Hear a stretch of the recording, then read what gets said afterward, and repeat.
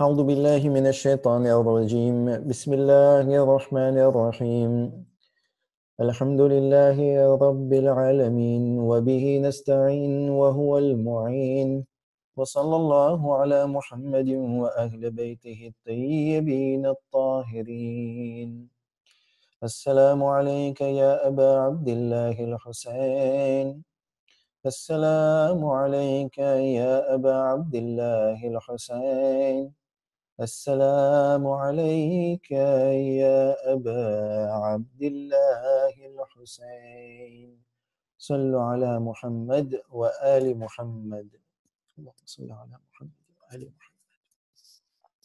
Opinion des savants chiites sur la philosophie du soulèvement de l'imam Hussein alayhi salam, cours numéro 6. Donc aujourd'hui, on fera un bref rappel du cours numéro 5 et on avancera vers la théorie 3 et ensuite vers la théorie 4, Inch'Allah. Alors en introduction, donc en rappel, on va surtout revoir le sommaire des théories et des visions ou des thèses ou des hypothèses qui ont été présentées par les savants.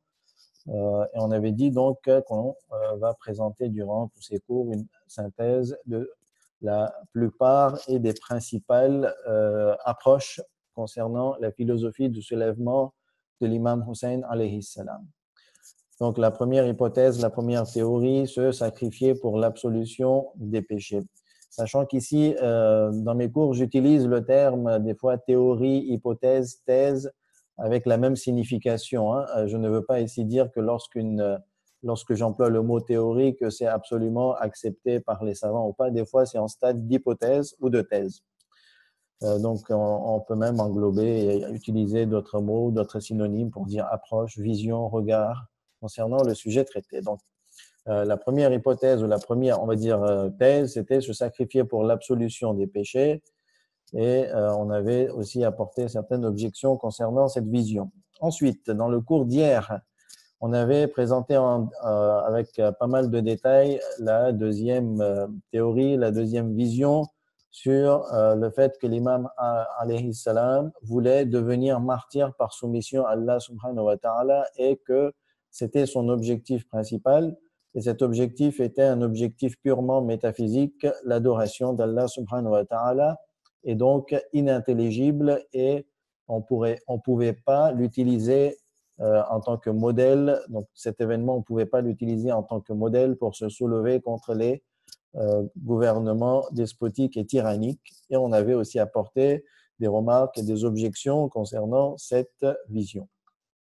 Aujourd'hui, donc, on passera à la théorie numéro 3, le fait que l'imam alayhi salam visait à défendre sa vie et à fuir la mort parce que sa vie était menacée.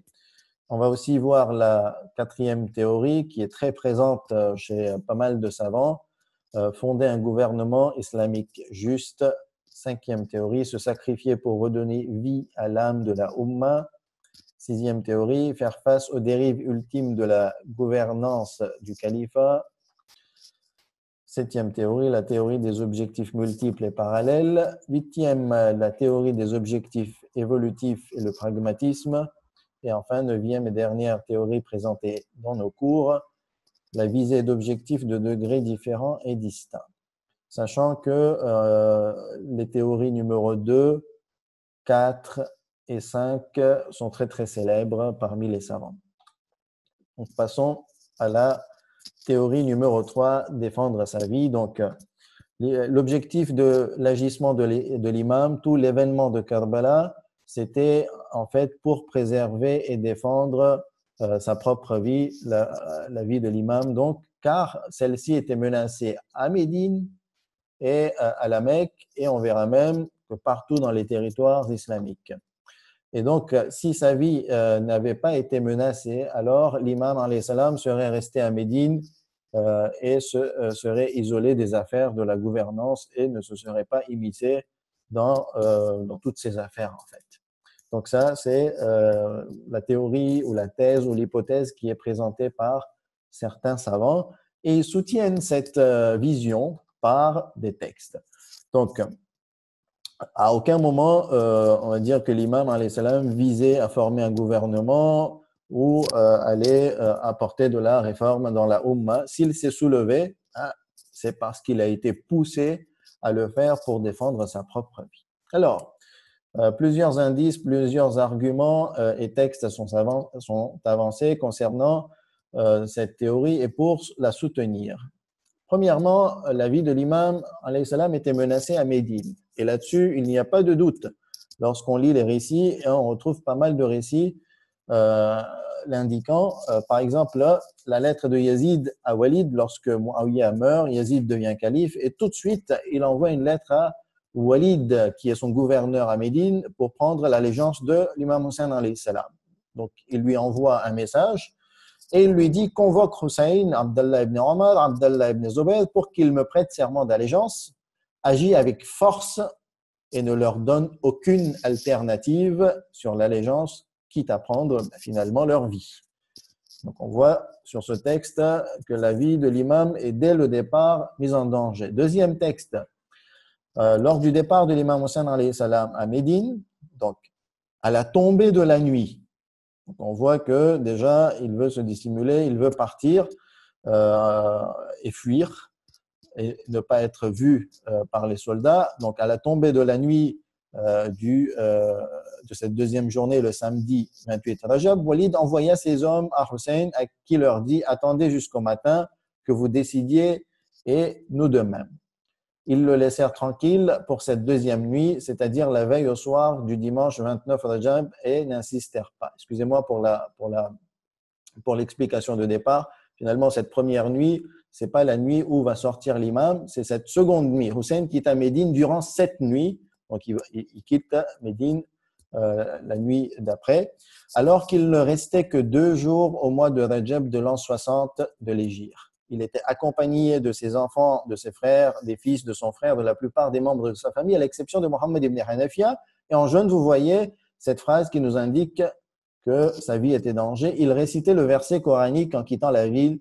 Il sortit là craintif, il sortit de là craintif, regardant autour de lui. Il dit, Seigneur, sauve-moi du peuple injuste.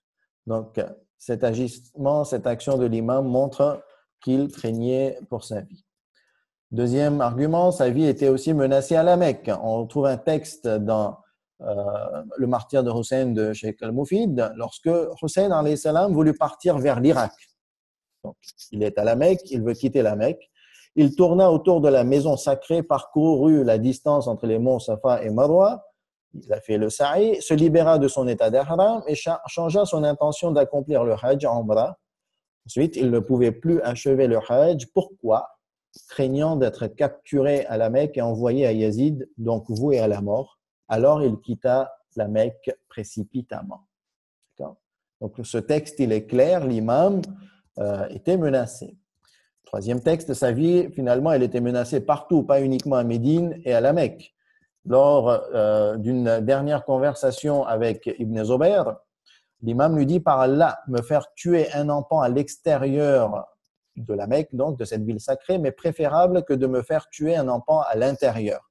Donc l'imam savait que sa vie était menacée et s'il fallait mourir, il voulait préserver la sacralité de l'enceinte sacrée de la ville de la Mecque. Ensuite, il dit, par Allah, même si je me trouve dans le trou d'un de ces insectes, c'est-à-dire même si je me serais réfugié quelque part, ils m'y extirperont pour faire de moi ce qu'ils en veulent.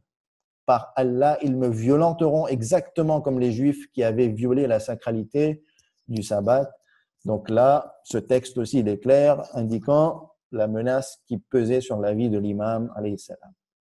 Encore un texte qui dit que l'imam était menacé partout, c'est sa rencontre avec un homme sur sa route vers Koufa, dont le surnom était Abu Harim. Ce dernier lui demanda au fils de l'envoyer, pourquoi as-tu quitté Médine? L'imam est clair dans sa réponse, cher Abu Harim, ils m'ont insulté, mais j'ai patienté. Ils m'ont pillé mes biens, mais j'ai patienté. Mais maintenant, ils veulent mon sang, alors j'ai fui. Par Allah, ils finiront par me tuer. Quatrième texte, ou plutôt quatrième argument, l'imam Hussein alayhi salam tente de négocier sa sécurité tout en ne prêtant pas serment à Yazid. Donc, on voit que lorsqu'il négocie, implicitement, ça indique que sa vie était menacée. Il veut essayer de se mettre en sécurité. Donc, lorsque l'imam est à Karbala, Omar ibn Saad arrive avec son armée et envoie un émissaire vers le camp de Hussein qui s'appelle Qurat ibn Qais. Celui-ci vint à Hussein, salua et lui apporta le message de Omar ibn Saad. Hussein dit: les gens de votre ville m'ont écrit en me demandant de venir, c'est-à-dire les gens de Koufa. Mais s'ils me réprouvent, alors je partirai loin d'eux. Donc on voit que l'imam tente de négocier et de se mettre en sécurité, ce qui prouve que ce qui était important pour l'imam, c'était de défendre sa vie et qu'elle ne soit pas mise en danger. Un autre texte, celui de Uqba ibn Sim'an, va dans ce sens. Le texte est long, mais Uqba ibn Sim'an, qui avait accompagné l'imam Hussein alayhi salam depuis le départ de Médine, puisque c'était le serviteur d'une des femmes de l'imam, Rabab. Donc, Uqba ibn Sim'an dit, et rapporte de l'imam, qui dit: laissez-moi partir où je veux sur cette terre spacieuse pour que j'observe comment évolue la vie du peuple. Donc, l'imam demande à l'armée de Omar ibn Saad, à Omar ibn Saad de lui laisser partir. Et voilà, comme ça, sa vie est en sécurité. Et donc, s'il n'y a pas de danger sur sa vie, il ne s'immiscera finalement pas dans les affaires de la gouvernance. Donc, voici quelques arguments qui soutiennent cette théorie, celle que l'imam Hussein alayhi salam a été poussé à se soulever pour défendre sa vie. Et face à cette théorie, il y a des questionnements, il y a des objections. Par exemple, cette théorie, elle est clairement contredite par les arguments et les textes qui soutiennent la théorie 2, d'accord? C'est les arguments qu'on a vus dans le cours d'hier en détail. Et donc, il s'oppose à ce que l'on vient de proposer. Et la théorie 4, 5 et 6 et leurs arguments qui vont vers l'indication, et on le verra dans la théorie d'après dans le cours d'aujourd'hui, que l'imam voulait former un gouvernement ou révéler les dérives de la gouvernance de Yazid ou revivifier l'âme de la Ummah. Ces théories contredisent clairement la théorie numéro 3 qui dit que l'imam voulait défendre sa vie. L'objection numéro 2,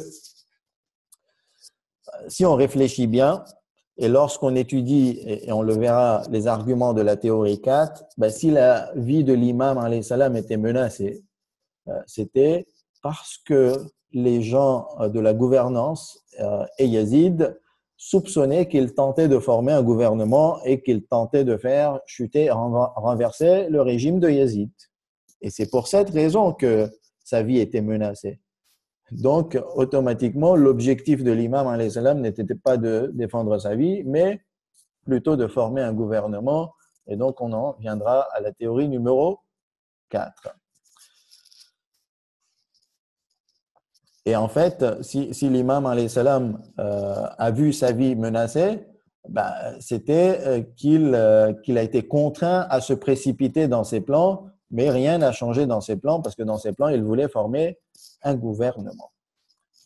L'objection numéro 3 face à cette théorie, c'est que les textes indiquant que l'imam alayhi salam aurait tenté de négocier la sécurité de sa vie une fois pris dans l'étau de l'ennemi, ce que l'on vient de voir, surtout le texte de Uqba ibn Sim'an, ces textes-là ne peuvent être utilisés dans une recherche sérieuse parce qu'ils ne sont pas dignes de confiance.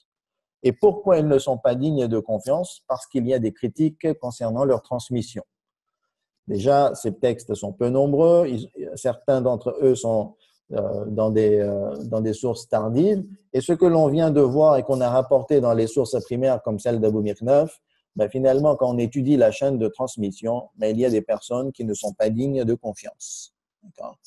Et à partir de là, automatiquement, lorsque le texte perd de la valeur scientifique, il ne peut être utilisé comme argument fort pour soutenir une thèse. Donc, voici, on va dire, les principales objections qui sont émises face à la théorie qui est proposée par certains savants, même, on va dire, en tant qu'hypothèse. On continue avec la théorie 4. Donc, on a vu la théorie 3 qui était que l'imam alayhi salam voulait défendre sa vie. On a vu certaines objections. Maintenant, on passe à la théorie 4. Donc, et dans la théorie 4, qui est très célèbre aussi, et on la voit chez beaucoup de savants et d'historiens, cette théorie dit que l'imam alayhi salam avait pour objectif de fonder un gouvernement juste et intègre sur la base du Coran et de la Sunna. 2. Renverser le gouvernement de Yazid et des Umayyads. D'accord? Et donc, on pourrait même dire que l'imam alayhi salam visait l'objectif par étape, de commencer à former un gouvernement à Koufa, et ce gouvernement allait finalement renverser celui de Yazid. Et pas mal de textes qui sont explicites selon ceux qui sont pour cette théorie sont proposés en tant qu'argument. Premier argument, le contexte qui emmènera l'imam Hussein alayhi salam en Irak est clair selon ces savants. Premier texte, les lettres des habitants de Koufa. Donc, c'est un document très important et très présent dans les différentes encyclopédies et sources. Donc, ces derniers envoient une lettre et dans la lettre, on a ramené un extrait où ils disent « Nous n'avons aucun imam, nous n'avons aucun leader. Aussi, viens, peut-être qu'à travers toi, Allah nous unifiera sous la bannière de la vérité. » Ensuite, ils disent « Nous ne nous joignons pas à Nu'man ibn Bashir, donc qui est le gouverneur, pour la prière du vendredi, ni pour les prières de la Eid. » Donc, on voit clairement que ces gens de Koufa ne veulent plus le gouverneur installé par Yazid, par les Umayyads, mais ils veulent un autre gouverneur et ils demandent à l'imam de les rejoindre afin qu'il soit leur imam. Dès que nous apprendrons que tu acceptes de venir à nous, nous le chasserons vers la Syrie si Allah le veut. Donc là, c'est clair. Les intentions des habitants de Koufa, ce contexte qui invite l'imam à aller vers l'Irak, c'est pour que ce dernier fonde un gouvernement. Toujours, pour comprendre ce contexte, l'imam donne une réponse à ces gens de Koufa, donc dans laquelle il dit « Hani et Saïd m'ont bel et bien apporté vos lettres et ils sont les deux derniers messagers venus à moi de votre part. J'ai compris tout ce que vous avez écrit et mentionné. La plupart des lettres stipulent « Nous n'avons pas d'imam parmi nous.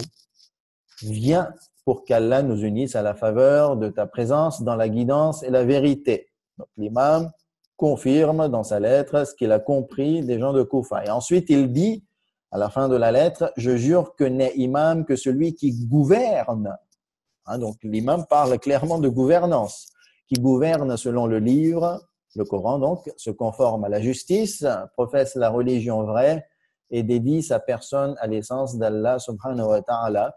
Donc là, la phrase en jaune, elle est claire sur les intentions de l'imam, c'est que l'imam vise à gouverner et installer un gouvernement basé sur les enseignements coraniques et un gouvernement juste et équitable.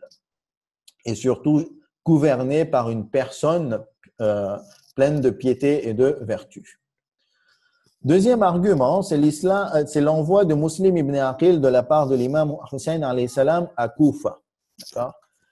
Et concernant la lecture de la mission de Muslim ibn Aqil, il y a deux opinions.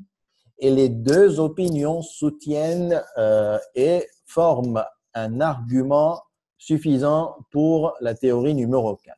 La première opinion, la première vision et lecture est celle de l'imam Khomeini. Dans cette lecture, il dit que l'imam a dépêché Muslim pour qu'il appelle les gens à prêter serment d'allégeance afin qu'il forme un gouvernement et qu'il élimine ce gouvernement corrompu. C'est-à-dire que la mission de Muslim était déjà de commencer et de préparer le terrain au fondement du gouvernement. Donc, Muslim n'était pas qu'un ambassadeur. Ici, selon la vision de l'imam Khomeini, Muslim n'avait pas comme mission que de voir ce qui se passait sur le terrain et d'envoyer un rapport à l'imam Hussein alayhi salam. Non, Muslim avait comme mission de préparer le terrain et de commencer même à former le gouvernement, de prendre les gens avec lui et même s'il pouvait finalement de chasser le gouverneur des Bani Umayya à Koufa, ou le gouverneur de Koufa de le chasser vers la Syrie. Donc. Alors que l'opinion numéro 2, la seconde lecture, on va dire c'est la lecture qui se base sur certains textes, dont celui présent dans les deux Maqtal qui ont été traduits, c'est que l'imam Hussein alayhi salam a dépêché Muslim pour vérifier la position des gens de Koufa et de lui en faire un rapport. Muslim n'avait pas pour mission de commencer à préparer le terrain et de commencer à fonder le gouvernement que voulait installer l'imam. Donc là, dans le texte présent dans le martyr de Hussein, on voit que l'imam dit « Je vous envoie à mon frère », donc c'est toujours dans la lettre qu'il avait envoyée aux habitants de Koufa, « Je vous envoie mon frère et mon cousin qui est mon homme de confiance parmi mes proches ». Ensuite, l'imam dit « S'il me répond en me disant que vos notables et les hommes vertueux et doués d'intelligence sont unis comme vos messagers me l'ont rapporté et comme je l'ai moi-même lu dans vos lettres, je viendrai à vous hâtivement si Allah le veut. » Donc l'imam confirme ici voilà, que la mission de Muslim, c'est de bien vérifier si les gens sont avec moi, si tout se passe bien et tout ce qui a été dit dans les lettres est confirmé par mon homme de confiance. Et ensuite, j'avancerai donc vers cette mission de former un gouvernement. Troisième preuve, ce sont les agissements de Muslim ibn Aqil et des partisans de Koufa. Ces agissements montrent que non, l'imam voulait vraiment former un gouvernement. Il n'était pas parti de Médine, ou il n'avait pas quitté Médine et la Mecque pour devenir martyr, parce qu'il voulait se soumettre pleinement à Allah et qu'il visait à devenir martyr. Le reste n'était finalement que de la routine sur la réalité du terrain. Donc, ces textes-là montrent que l'imam, ou cet argument montre que l'imam visait la gouvernance. Donc, les chiites commençaient à rendre visite Muslim chez Hani. Après que Muslim se soit déplacé dans la maison de Hani, 18 000 personnes lui prêtèrent serment d'allégeance. Donc, quand une personne envoie un ambassadeur ou quelqu'un qui est chargé d'une mission, cette personne rassemble les gens, prend avec lui près de 20 000 personnes et ces 20 000 personnes lui prêtent serment d'allégeance. Finalement, c'est pour faire quoi? Si ce n'est pas pour fonder un gouvernement. Ainsi, il a envoyé une lettre à Hussein avec Abis ibn Abi Shabib al-Shakiri. Sans nul doute, l'éclaireur ne ment pas à ses hommes. Parmi les gens de Koufa, 18 000 m'ont prêté serment d'allégeance. Dépêche-toi de venir ici dès que tu reçois ma lettre. Les gens sont tous avec toi. Pourquoi l'imam cherche à savoir et à confirmer à travers Muslim ibn Aqil que les gens le soutiennent? C'est clair, c'est pour former un gouvernement et commencer à établir une gouvernance de justice. Ensuite, et ne sont pas d'accord avec les Bani Umayya, c'est-à-dire ils ne veulent plus de cette gouvernance. Ils veulent renverser ce gouvernement. Ils ne veulent plus de paix sur toi. Donc, ici, on voit que la mission de Muslim ibn Aqil, la réaction des partisans de Koufa, indique clairement les intentions de l'imam. La réaction des gouvernants, les ennemis donc de l'imam, de ceux qui règnent. Regardez le message de Norman ibn Bashir, qui est le gouverneur de Koufa. En entendant cela, c'est-à-dire ce que Muslim faisait, Norman monta sur la chaire et après avoir loué et glorifié Allah, dit « Serviteur d'Allah, faites preuve de piété, ne vous hâtez pas de créer le désordre et la dissension. » Donc Norman, il comprend qu'il y a une rébellion qui se crée. Une rébellion, ça veut dire quoi? Ça veut dire que certaines personnes, un groupe, ne veut plus se soumettre à l'autorité de la gouvernance, du gouvernement. Et petit à petit, ils vont se rebeller pour former leur propre gouvernement. D'accord? Donc là, chez les ennemis de l'imam même, on voit clairement les intentions de l'imam. Yazid lui-même avertit de la situation à Koufa. Muslim ibn Aqil est venu à Koufa et les chiites lui ont prêté serment d'allégeance pour Hussein, alayhi salam. Si tu désires conserver le contrôle de Koufa, alors envoie là-bas un homme fort qui exécutera tes ordres. Donc on voit que Yazid est averti par certains de ses partisans et qu'on lui dit que tu vas perdre ton autorité à Koufa si tu ne fais rien. En toute vraisemblance, Norman ibn Bashir est une personne faible, elle ne contrôlera pas la situation. Donc, fais attention, Yazid. Envoie quelqu'un pour asseoir ton autorité. Un autre texte, c'est le discours d'Ibn Ziyad lorsqu'il arrive à Koufa. Le texte est long, le discours est présent dans le texte, dans le livre. On va lire là la phrase en jaune qui dit « Mais je ne dégainerai mon fouet et mon épée contre ceux qui ne suivront pas mes ordres et s'opposeront à mon autorité. » Donc, c'est un discours voilà, qui s'adresse au peuple de Koufa et qui lui fait comprendre « Attention, si vous sortez de mon autorité, donc de ma gouvernance, à ce moment-là, ça va mal se passer pour vous. » Donc, qu'est-ce qu'on retire de cette phrase? On retire que Ibn Ziyad sait qu'il y a des personnes qui agissent et qui se rebellent contre son gouvernement. Et ces personnes, finalement, sont motivées par l'imam Hussein alayhi salam et la réponse que l'imam Hussein alayhi salam a donnée à ces gens de Koufa. Cinquième indice qui soutient la théorie 4, c'est que l'imam alayhi salam, certes, a été invité par les gens de Koufa, mais quoi qu'il arrive, s'il voulait partir à Koufa, parce que Koufa était la meilleure ville et la ville la plus propice pour gouverner. C'était une ville riche où il y avait beaucoup d'entrées. Il y avait beaucoup de tribus qui pouvaient l'aider. Donc, ils pouvaient rassembler beaucoup d'armes, beaucoup d'hommes à partir de Koufa. Et c'était surtout la ville où l'imam Ali alayhi salam avait gouverné. Donc, il y avait beaucoup de partisans qui pouvaient l'aider à prendre le gouvernement à Koufa. D'accord.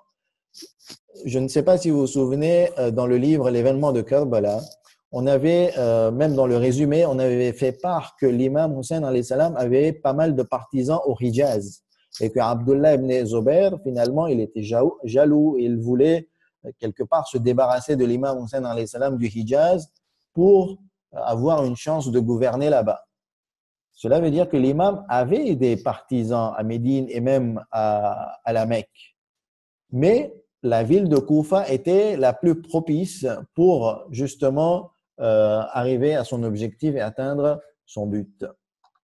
Sixième et dernier indice et argument qu'on a ramené dans cette synthèse, c'est la lettre de l'imam qu'il a envoyée aux notables de Basra.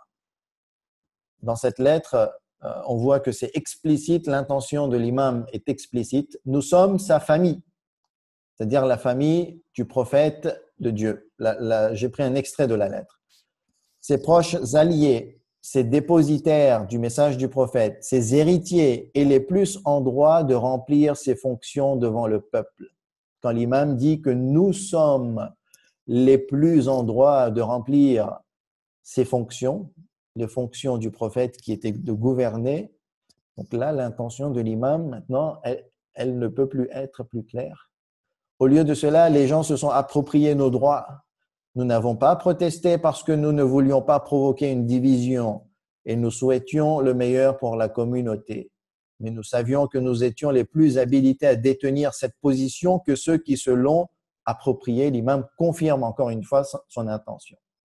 Je vous ai envoyé mon messager avec cette lettre et je vous invite à suivre le livre d'Allah et la sunna de son prophète. Donc là, on voit que l'intention de l'imam, c'est de fonder un gouvernement sur la base du Coran et de la sunna.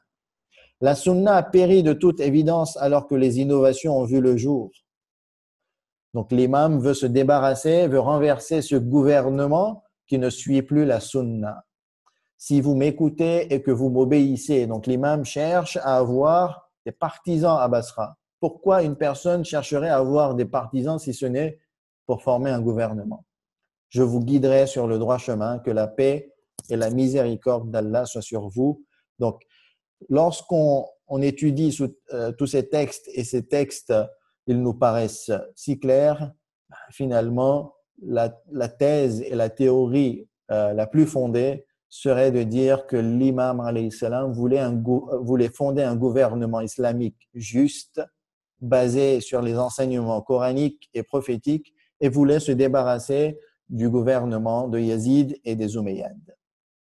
D'accord? Donc, voici, on va dire, la synthèse de cette théorie.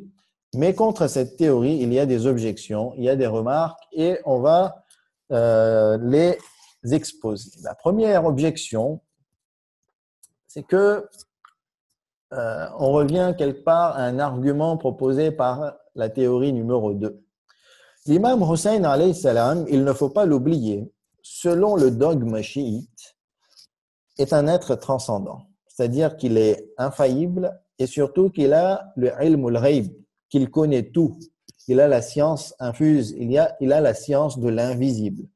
Et cette science de l'invisible, elle est absolue parce qu'elle a été donnée de la part d'Allah subhanahu wa ta'ala aux infaillibles. Donc l'imam, finalement, il connaissait tout. Il savait tout ce qui se passait sur le terrain et tout ce qu'il allait se passer. Et certains hadiths sont clairs. L'imam, alayhi salam, sait tout ce qui s'est passé, tout ce qui se passe et tout ce qui va se passer jusqu'au jour du jugement. Il sait tout finalement. Donc, à partir de là, lorsqu'on est chiite, lorsqu'on a prouvé ces bases du dogme chiite, ben, il n'est pas logique de penser et de dire qu'une personne qui savait qu'elle allait mourir se soulève pour former un gouvernement en emmenant ses femmes et ses enfants. C'est l'une des objections qui est très présente de la part de ceux qui soutiennent la théorie numéro 2, c'est-à-dire l'imam voulait tomber en martyr et c'était son objectif parce qu'il voulait se soumettre pleinement au commandement divin. On entend beaucoup cette objection, mais face à cette objection, il y a des éléments de réponse.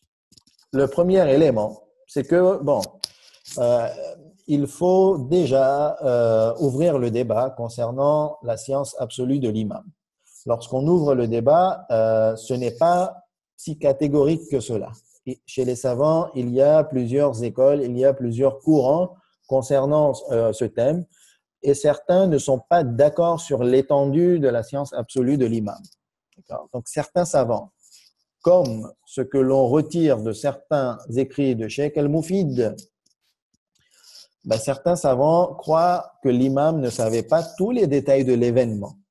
Lorsque l'imam a le ilm al-ghayb ou le ilm al-ladunni, c'est une science, on va dire, globale. Ce n'est pas une science détaillée. Il n'a pas tous les détails de ce qui va se passer.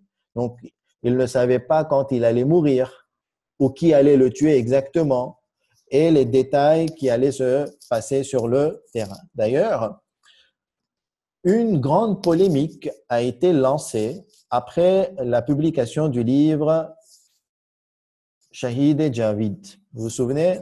Ce livre qui a été écrit et publié par Cheikh Ni'matullah Najafi Abadi et qui a créé un tournant dans l'histoire du traitement de ce débat et que l'on avait exposé lors du cours numéro 4, lors du bref exposé sur l'histoire de ce thème. Le Cheikh Ni'matullah Najafi Abadi, lui, lorsqu'il a étudié la philosophie du soulèvement de l'imam, dans l'introduction de son étude, il dit que lorsqu'on veut étudier l'agissement de l'imam Hussein alayhi salam, il faut qu'on occulte la base dogmatique qui dit que l'imam savait tout. Donc, lui, sa recherche, il l'a abordée en occultant cette base dogmatique et il a dit qu'on va étudier tous les éléments sur le terrain en ne tenant pas compte sur le fait que l'imam savait tout. D'accord? Il ne reniait pas cette base. Hein. C'est juste que l'angle d'approche était de façon à ne pas tenir compte de cette base. Et lorsqu'il avance dans son étude, finalement, il dit que l'imam, lorsqu'il avait la science de tout, d'accord? Donc, il ouvre une parenthèse. Il dit que l'imam ne savait pas quand il allait mourir. Certes, il savait qu'il allait mourir à Karbala, mais en quelle année? Donc, à ce moment-là, lorsqu'il est parti de la Mecque pour rejoindre Koufa afin de former et fonder un gouvernement, à aucun moment, il avait prévu qu'il allait partir à Karbala et mourir à Karbala. Et même s'il allait passer par Karbala, qui aurait dit qu'il allait mourir et être tué en martyr à Karbala cette année? Peut-être qu'il aurait pris le gouvernement, qu'il aurait eu le temps de fonder un gouvernement juste Et une fois qu'il aurait fondé ce gouvernement juste, il y aurait une bataille à Karbala et là, il serait tombé en martyr à Karbala. D'accord? Donc, à ce moment-là, on aurait été fidèle à tous les hadiths qui auraient prédit qu'il allait tomber en martyr à Karbala et on aurait été d'accord avec la philosophie du soulèvement de l'imam Hussein alayhi salam qui visait la formation et la fondation du gouvernement, d'un gouvernement juste. D'accord? Donc, cette question et ce débat sur l'étendue de la science absolue de l'imam est un sujet de débat. Malheureusement, des fois, cela suscite des controverses et de la violence, mais il faut, comme on a dit, dépassionner tout cela et essayer de réfléchir avec calme et en étant posé. Donc, ceux qui ouvrent ce débat, finalement, ils disent que même si l'imam savait tout, il ne savait pas tout avec les détails. On va dire il savait tout de façon globale, où il savait ce qui allait se passer de façon globale. Et à ce moment-là, l'objection ne remet plus en cause la théorie de fonder un gouvernement. Ensuite, on pourrait rejeter l'objection numéro 1 en disant que même s'il savait tout avec tous les détails, pas de problème. On accepte la base dogmatique des célèbres savants chiites, surtout actuellement. Mais, même si l'imam savait tout, ce dernier était chargé d'agir selon la réalité matérielle et naturelle du terrain. Et finalement, il pouvait occulter les données qu'il avait selon la science invisible et ne pas en tenir compte. Et sa responsabilité vis-à-vis de Dieu n'était pas d'agir selon la science absolue que Dieu lui avait donnée, mais sa responsabilité devant Dieu était d'agir selon un fonctionnement naturel avec les données de la réalité du terrain. Et à partir de là, finalement, l'objection 1 est éliminée et ne tient plus pour affaiblir la théorie 4. Même en cas de science de l'invisible, il peut y avoir une décision divine inconnue de l'imam. Donc, encore une fois, ceux qui rejettent l'objection 1, ils avancent un autre point et ils disent que le bada, c'est-à-dire que l'imam, certes, il savait tout, mais il y avait une science divine qui leur était inconnue. C'était, on va dire, lorsque Dieu prend une décision, il peut la cacher à tout le monde, même à son prophète, et fournir les informations au fur et à mesure à l'imam concernant la science de l'invisible. Donc l'imam, même s'il savait, même si le prophète lui avait dit que tu allais mourir en martyr à Karbala, il peut toujours s'attendre à une nouvelle information de l'invisible de la part d'Allah subhanahu wa ta'ala que l'on appelle Bada. Et à partir de là, finalement, l'imam pouvait totalement viser la prise de la gouvernance à Koufa, éliminer et renverser la gouvernance de Yazid et ensuite prendre le pouvoir et établir la justice dans les territoires islamiques. Donc, pour ceux qui rejettent l'objection 1, à aucun moment il y a problème entre les bases dogmatiques chiites et la théorie numéro 4. L'objection 2 qui va à l'encontre de la théorie 4. Ici, on retrouve des éléments clairs dans l'histoire qui disent que tous les protagonistes, les hommes du terrain, les analystes politiques, ceux qui avaient un rôle politique, ils ne voyaient pas présents les facteurs d'un renversement du régime. Le gouvernement des Bani Umayya, des Umayyads, était un gouvernement fort. Muawiyah, lorsqu'il est mort, il a laissé un gouvernement très puissant. Il n'y avait pas de brèche, il n'y avait pas de possibilité de le renverser, il n'y avait pas de possibilité de former un autre gouvernement à côté. Et à partir de là, tous ces protagonistes ne voyaient aucun élément en faveur des intentions de l'imam alayhi salam. Et les imams, et même les prophètes, en général, ils n'avançaient pas en solo. D'accord ? Ils n'étaient pas, bon, voilà, moi je décide comme ça, même si tout le monde n'est pas d'accord, à ce moment-là, c'est pas grave, moi je vais fonctionner comme moi je vois les choses. Non. Les imams, de façon générale, lorsqu'on étudie leur vie et lorsqu'on étudie la vie des prophètes, ils prenaient les grandes décisions en s'appuyant sur le conseil des gens. D'accord ? Et lorsqu'on voit que certains proches de l'imam ceux qui aiment l'imam, comme son demi-frère Mohammed ibn Hanafiya, comme Abdullah ibn Abbas, qui était proche de l'imam Ali alayhi salam, qui était aussi proche de l'imam Hussein alayhi salam, toutes ces personnes proches de l'imam conseillent à l'imam de ne pas partir. Ben, en contrepartie, ce n'est pas logique de dire que l'imam faisait fi de ces témoignages et non, finalement, malgré tous les avis négatifs, il visait un objectif politique et celui de prendre de la gouvernance. Non, c'est pas, on va dire, mesuré d'associer cette vision à l'imam. Le mieux, c'est de dire que l'imam visait d'autres objectifs. Les objectifs métaphysiques nous paraissent beaucoup plus réalistes par rapport à tous les éléments et surtout, on va dire, ceux présents dans l'objection numéro 2. Et là, encore une fois, on pourrait trouver des réponses à l'objection 2. Donc, vous avez vu, hein, maintenant que on avance dans le débat, j'essaie de ramener des objections et des réponses aux objections pour enrichir la réflexion. Donc, en réponse à l'objection 2, on pourrait dire que l'imam alayhi salam était plus présent sur le terrain, avait beaucoup plus de données sur ce qui se passait au niveau politique et les derniers changements qui ont eu lieu après la mort de Muawiyah, les gens qui se sont rassemblés à Koufa, les lettres qui lui sont parvenues, mais les autres protagonistes, ils n'avaient pas toutes ces nouvelles. Les lettres étaient adressées à l'imam Hussein. Les lettres n'étaient pas adressées à Abdullah ibn Zubayr ou à Abdullah ibn Omar ou à Abdullah ibn Abbas ou Mohammed ibn Hanafiya. Les lettres étaient adressées à l'imam Hussein. Les messagers venaient à l'imam Hussein. Donc, c'était l'imam Hussein alayhi salam qui était le pôle central politique des opposants au gouvernement omeyyade. Donc, l'imam Hussein alayhi salam avait les dernières nouvelles et automatiquement, lorsque on est analyste politique, il faut se baser sur les derniers changements de ce qui se passe sur le terrain. Et à partir de là, il faut prendre une décision.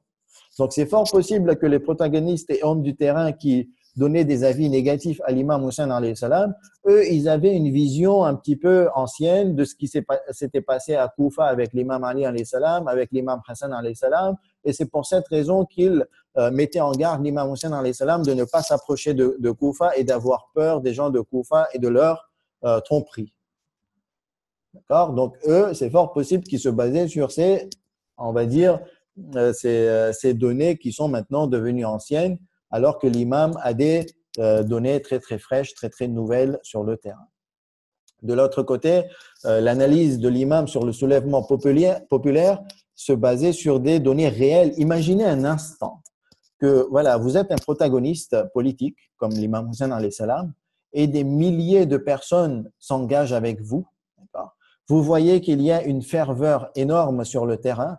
Vous voyez que vous avez de la confiance parce que votre homme de confiance que vous avez envoyé, donc ce n'était pas une prise de décision à la va-vite, d'accord? C'était une prise de décision pondérée, mesurée, réfléchie.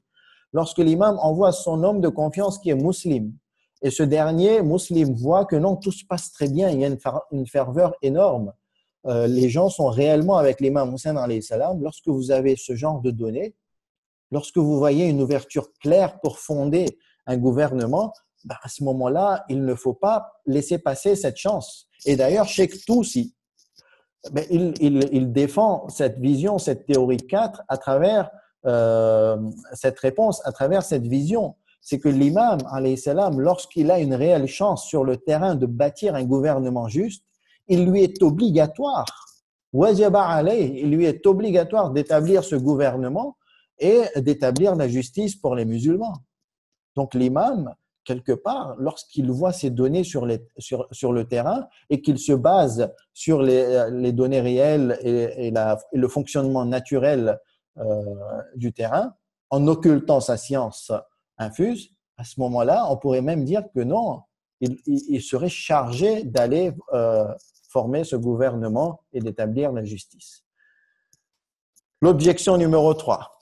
Donc, ceux qui ne sont pas d'accord avec la théorie 4, ils avancent d'autres objections. De multitudes de récits de la part du prophète et des imams indiquent que lui, pas uniquement lui, mais surtout les gens, lorsque beaucoup de hadiths nous sont parvenus jusqu'à notre époque, ces hadiths étaient présents aussi à l'époque de l'imam. Donc, les gens savaient bien avant la mort de Muawiyah que l'imam Hussein alayhi salam allait tomber en martyr à Karbala. Donc, à ce moment-là, lorsqu'on voit tout ce qui se passe, la vie de l'imam est menacée à Médine, la vie de l'imam est menacée à la Mecque, la vie de l'imam finalement est menacée partout dans les territoires islamiques. Les gens savent que l'imam va tomber en martyr par rapport aux hadiths qui leur sont venus.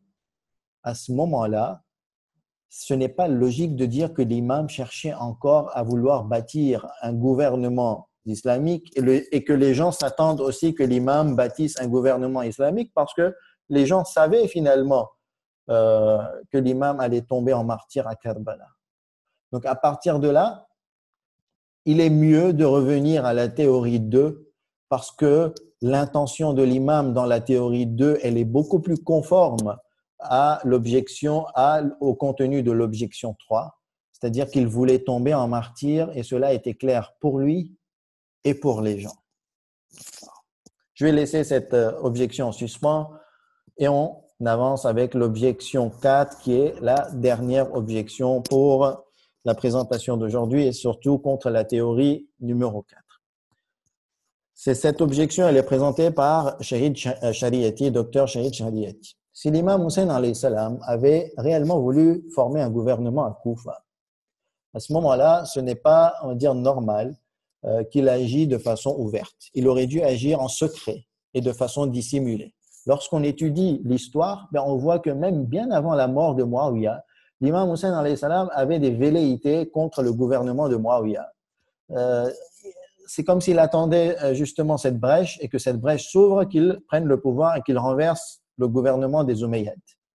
Donc, l'intention de l'imam était publique, même avant la mort de Muawiyah, selon certains textes historiques. Alors que quelqu'un qui souhaite lutter contre un gouvernement comme celui des Omeyyades, qui est fort, qui est puissant, il aurait dû agir en secret de façon dissimulée comme l'a fait le prophète lui-même, son grand-père. Son grand-père, lorsqu'il était en difficulté à la Mecque, lorsque sa vie était menacée à la Mecque, justement parce que les Koraïchites avaient peur que la gouvernance leur soit retirée et leur parte aux mains des prophètes, entre les mains du prophète, à ce moment-là, le prophète, lui, il a quitté la Mecque en douceur, en douce, de façon secrète, pour aller former un gouvernement à Médine sans dire que voilà, je me soulève contre le gouvernement des Qurayshites parce qu'ils sont injustes et parce que moi, je veux gouverner selon le Coran. Alors, l'imam Hussein, alayhi salam, s'il avait vraiment voulu fonder un gouvernement, il aurait agi comme son grand-père, en douce, secrètement. Et donc, l'imam, en rendant public sa démarche, ne cherchait finalement pas à former un gouvernement. Il avait d'autres idées derrière la tête. Shahid Shariati, lui, il n'est pas de l'opinion de la théorie 2. Shahid Shariati était pour l'opinion de la théorie que l'on abordera dans les cours d'après, Inch'Allah. Wa sallallahu ala Muhammad wa ali Muhammad. On va terminer avec donc une vue globale sur tout ce qu'on a déjà fait. Jusqu'à maintenant, on a vu les théories 1, 2, 3 et 4.